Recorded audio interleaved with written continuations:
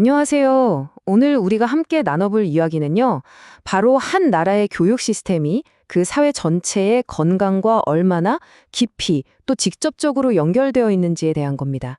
특히 오늘날 한국 사회의 모습을 통해 그 관계를 아주 깊숙이 들여다보려고 합니다. 와, 이 문장 정말 뼈 아프지 않나요? 우리가 오늘 다룰 이야기의 핵심 모순을 그냥 이 한 문장이 다 보여주는 것 같아요. 앞으로 펼쳐질 이야기의 무게감이 여기서부터 느껴지네요. 자, 그럼 본격적으로 한번 들어가 볼까요? 한국은 교육을 통해서 정말 세계가 놀랄 만큼 빠르게 발전한 나라 중 하나잖아요. 그런데 바로 그 성공의 상징이었던 교육이 지금은 아주 깊은 사회 문제의 원인으로 지목되고 있다는 것. 이게 바로 오늘 우리가 마주한 역설적인 상황입니다. 이게 바로 지금 우리 사회의 모습이죠. 화면에 나오는 것처럼 사회 갈등은 거의 뒤엉킨 실타래처럼 꼬여만 가고 또 뭐가 옳고 그른지 기준 자체가 흔들리는 것 같아요. 나침반을 잃어버린 거죠. 그러다 보니 이웃이나 사회에 대한 믿음도 당연히 깨지고요. 이런 문제들이 우리가 오늘 파헤쳐 볼 교역 문제와 아주 깊이 연결되어 있습니다. 아니, 대체 왜 이렇게 된 걸까요? 이 문제의 뿌리는 어디에 있을까요? 자료에서는 그 원인이 바로 교육 시스템, 그 구조 자체에 있다고 딱 짚어냅니다. 우리 교육에서 뭔가 정말 중요한 게 빠져버렸다는 거죠. 자, 이걸 한번 보세요. 정말 한눈에 들어오죠? 국어, 수학, 영어. 시험에 중요하니까 당연히 가장 중요하게 다뤄집니다. 그런데 윤리, 역사, 철학은요? 시험에 덜 나오니까 점수랑 직결되지 않으니까 이런 이유로 그냥 변두리로 밀려나 버렸어요.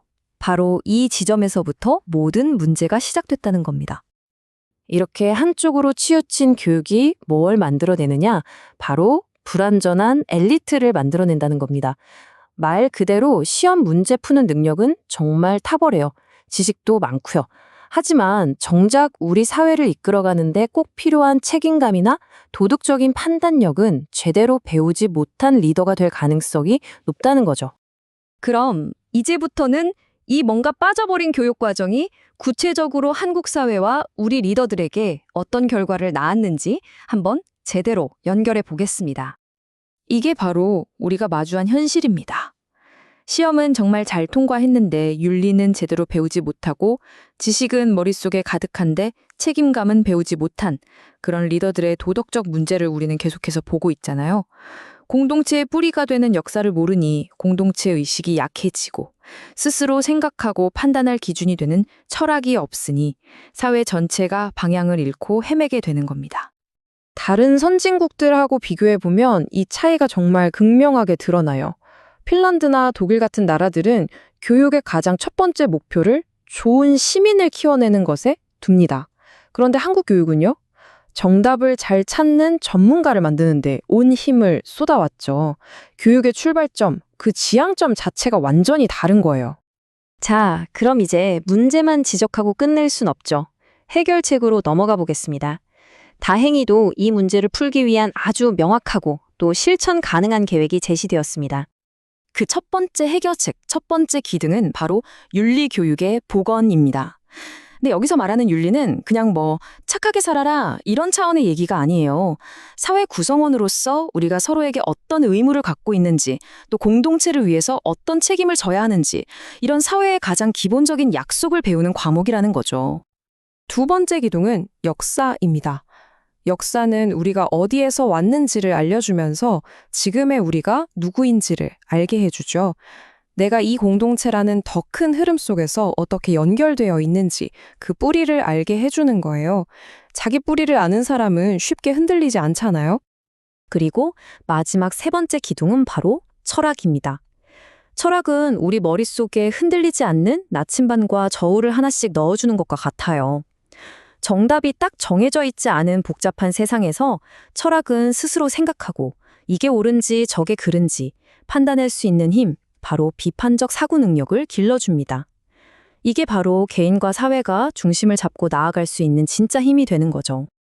그래서 이 교육개혁의 청사진을 정리해보면 이 4단계로 이루어집니다. 첫째는요, 우리가 방금 살펴본 세 기둥, 그러니까 윤리, 역사, 철학을 교육의 중심으로 다시 가져와야 합니다. 그리고 둘째, 리더를 뽑는 기준 자체를 바꿔야 해요. 단순히 시험 성적만 보는 게 아니라 이런 인문학적 소양을 갖췄는지를 평가해야 한다는 거죠. 셋째, 교육의 목표를 경쟁에서 이기는 것이 아니라 서로 협력하고 공감할 줄 아는 좋은 시민을 기르는 것으로 바꿔야 합니다. 그리고 마지막으로 이 모든 게 제대로 되려면 교육 기회의 불평등을 없애는 걸 국가의 최우선 과제로 삼아야 한다는 겁니다. 자, 이제 거의 다 왔습니다. 이 모든 논의는 결국 하나의 아주 근본적인 질문으로 돌아가게 돼요. 도대체 교육의 목적이 무엇인가 하는 질문이죠. 이 질문 우리 모두가 스스로에게 한번 던져봐야 합니다. 지금의 한국 교육은 과연 어떤 모습의 인간을 길러내고 있는 걸까요? 만약 우리가 이 질문에 선뜻 대답하기 어렵다면 그게 바로 지금 당장 교육을 다시 세워야 한다는 가장 강력한 증거가 아닐까요?